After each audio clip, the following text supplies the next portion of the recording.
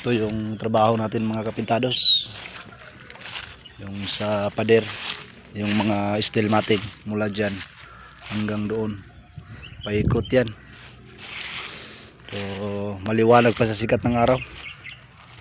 So dito, papunta yan doon.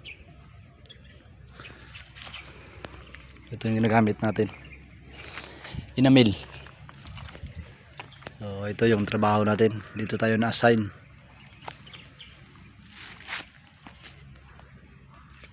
Ang daming talong oh.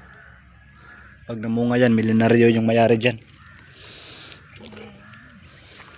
So ito yung tinatrabaho natin.